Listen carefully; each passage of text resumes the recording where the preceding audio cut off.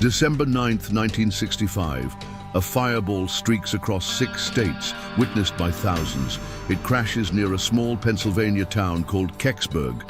Within hours, military trucks surround the woods, armed guards block all access, and a flatbed truck drives away carrying something under a tarp. By morning, officials claim nothing was found, just meteorite fragments. But locals had seen the truth. A bronze acorn-shaped craft covered in strange hieroglyphics, removed under the cover of darkness. This is the story they tried to bury. Kecksburg, Pennsylvania, sits quietly in the rolling hills southeast of Pittsburgh, a community of farmers and working families who mind their own business. Founded in 1860 by German farmer Johann Martin Keck, the town had spent over a century in peaceful obscurity. Main Street runs past modest homes and the volunteer fire department, where neighbors gather for community events and local gossip travels no further than the county line. December 9th, 1965, started like any other winter evening. Families were settling in for dinner, children finishing homework, and the first snow of the season was dusting the Pennsylvania countryside. At 4:45 p.m., the ordinary world ended. A brilliant fireball blazed across the darkening sky, visible from Indiana to New York, from Ohio to Ontario. Weather observers, Coast Guard personnel, and airline pilots all reported the same phenomenon: a massive object trailing fire and smoke, moving with impossible control and precision. This wasn't a random meteor burning up in the atmosphere. Andrew Rosepeiler was driving through Midland, Pennsylvania, when he saw it. "I judged the object about the size of a football with a long, trailing tail of fire and smoke," he later testified. In nearby Patterson Township, a woman frantically called authorities after her son witnessed a big ball of fire fall into the woods, and the woods are smoking. But it was in Kecksburg where the mystery deepened. Local residents heard a tremendous thump that shook their homes and rattled windows. The ground vibrated as if something massive had impacted the earth. Within minutes, curious locals were making their way toward the wooded area where smoke was rising from the trees. What they found defied explanation. Those brave enough to venture into the woods before authorities arrived described a scene that would haunt them for decades. Partially buried in the forest floor was a metallic object unlike anything they'd ever seen. Bronze-colored and shaped like a massive acorn, it stood roughly 15 feet tall, about the size of a Volkswagen Beetle turned on its end. The surface was smooth, showing no rivets, seams, or any recognizable construction methods. Most unsettling were the markings etched around its base, symbols that resembled Egyptian hieroglyphics or some unknown script. The object appeared intact, as if it had made a controlled landing rather than crashed. But the strangest detail was yet to come. Despite having supposedly fallen from space at tremendous speed, the craft showed no signs of the extreme heat that should have accompanied atmospheric entry. No scorched earth surrounded it, no burned vegetation. Whatever this object was, it had arrived using technology that operated by rules unknown to 1965 science. Word spread quickly through the small community. Volunteer firefighters, state police, and local officials began arriving at the scene. Radio reporter John Murphy from station WHJB was among the first media representatives to reach the woods, camera in hand, determined to document whatever had fallen from the sky. Murphy managed to photograph the object before military personnel arrived and immediately recognized the significance of what he was seeing. This wasn't space debris or a conventional aircraft. The craftsmanship, the materials, the impossible landing, everything suggested technology far beyond human capability. But Murphy's investigation would soon take a sinister turn. Within hours, the quiet Pennsylvania countryside transformed into a military operation. U.S. Air Force personnel, Pennsylvania State Highway Patrol officers, and other federal agents cordoned off the entire area. Armed guards established a perimeter, turning away curious locals and threatening arrest for anyone who tried to approach the crash site. If you're finding this story as compelling as we are, please hit that like button and subscribe for more incredible mysteries. Share this with anyone who's wondered what really happened in small towns where the impossible became reality. Your support helps us uncover more amazing cases like this one. Residents watched in amazement as military trucks, specialized equipment, and personnel flooded their peaceful community. Whatever had crashed in those woods was important enough to mobilize significant resources in the middle of the night. This wasn't the response to a meteorite or space junk. Witness accounts describe seeing a flatbed truck leaving the area under heavy escort, its cargo covered by a tarp. The size and shape of the hidden object matched descriptions of the acorn-shaped craft locals had observed in the woods. Military personnel worked through the night, systematically removing all traces of whatever had landed near Kecksburg. By dawn, the woods were empty. No debris, no impact crater, no evidence that anything unusual had occurred. Official statements quickly emerged, claiming that investigators had found nothing more than fragments of a meteorite. The military's massive response was explained away as routine procedure for any reported aircraft crash, but the official response was far from over.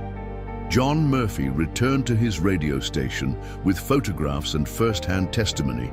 Determined to share the truth with his listeners, he began producing a documentary titled Object in the Woods, interviewing witnesses and piecing together the timeline of events.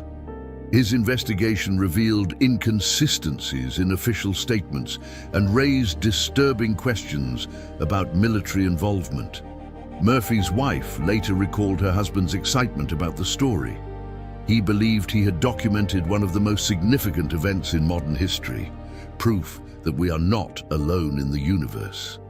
His photographs showed clear details of the mysterious craft, and his interviews captured the genuine fear and amazement of witnesses who had seen something beyond conventional explanation. Then the men in dark suits arrived. According to Murphy's family and colleagues, government officials visited the radio station before the documentary could air. They confiscated Murphy's photographs and demanded extensive editing of his program. The version of Object in the Woods that eventually broadcast bore little resemblance to Murphy's original investigation. Gone were the witness descriptions of the craft, the questions about military secrecy, and any suggestion that something extraordinary had occurred. Murphy himself seemed shaken by the encounter. Friends reported that he became reluctant to discuss the incident and never again pursued UFO-related stories. The confident investigative reporter who had rushed to document history became a cautious broadcaster who avoided controversial topics. The message was clear: some stories were too dangerous to tell. In the decades that followed, researchers have proposed various explanations for what crashed near Kecksburg. NASA initially claimed the object was debris from a Soviet satellite called Cosmos 96, which had supposedly re-entered Earth's atmosphere that same day. However, trajectory analysis quickly disproved this theory. Cosmos 96 had crashed in Canada hours earlier, following a completely different path. Later theories suggested the object might have been a secret US military craft, possibly a General Electric Mark II re-entry vehicle being tested for spy satellite recovery. This would explain the immediate military response and the extreme secrecy surrounding the incident. The craft's copper construction could account for the green flames witnesses observed, and its experimental nature would justify the cover-up. But serious problems remain with conventional explanations. No known Earth technology in 1965 could achieve the controlled descent that multiple witnesses described. The hieroglyphic-like markings don't match any human writing system or military designation codes. Most tellingly, the military's response was far more extensive than any classified aircraft recovery would warrant. In 2005, NASA released a carefully worded statement claiming that experts had examined metallic fragments from the Kecksburg area and determined they were from a Soviet satellite. However, they admitted that all records of their findings had been lost in 1987. When investigative journalist Leslie Keane sued under the Freedom of Information Act to obtain these documents, NASA was forced to admit that crucial files had disappeared or been destroyed. The lawsuit, supported by the Sci-Fi Channel, dragged on for years. When NASA finally released documents in response to court orders, they provided no smoking gun evidence, but revealed telling gaps in the official record. Project Moondust, a classified program for recovering foreign space objects, had been active during the time period, but its involvement in Kecksburg remained classified. Today, Kecksburg has embraced its unique place in UFO history. The town hosts an annual UFO festival, complete with a replica of the space acorn created for the television show Unsolved Mysteries. Local businesses sell T-shirts and souvenirs, celebrating their community's encounter with the unknown. The street leading to the crash site has been renamed Meteor Road. But beneath the tourist-friendly veneer, serious questions persist. Multiple independent witnesses describe the same impossible object. Military personnel responded with resources typically reserved for matters of national security. Official explanations have changed repeatedly over the decades, each contradicted by evidence or testimony. Stan Gordon, a Pennsylvania researcher who has spent decades investigating the case, remains convinced something extraordinary occurred. The semi-buried metallic acorn-shaped object was observed on the ground by a number of independent eyewitnesses, he notes. Whatever that object was, it was important enough for the military to quickly arrive on the scene and recover the object in question. The Kecksburg Incident represents something unique in UFO history. A case with multiple credible witnesses, physical evidence, documented military involvement, and official acknowledgement that something was recovered. Unlike Roswell, where witness accounts emerged decades later, Kecksburg was documented in real time by people who had no reason to fabricate extraordinary claims. Perhaps most compelling is what didn't happen. No witness has ever recanted their testimony. No evidence of hoax or misidentification has emerged. The military's response was immediate, massive, and effective, suggesting they knew exactly what they were dealing with and considered it a matter of utmost importance. The truth about Kecksburg may never be fully revealed. Official records have been lost or destroyed, key witnesses have passed away, and the military maintains its decades-old silence. But the space acorn replica that sits outside the volunteer fire department serves as a permanent reminder of the night when something extraordinary fell from the sky into a small Pennsylvania town. Whatever landed in those woods on December 9, 1965, was significant enough to mobilize the most powerful military in the world. It was important enough to silence journalists and confiscate evidence.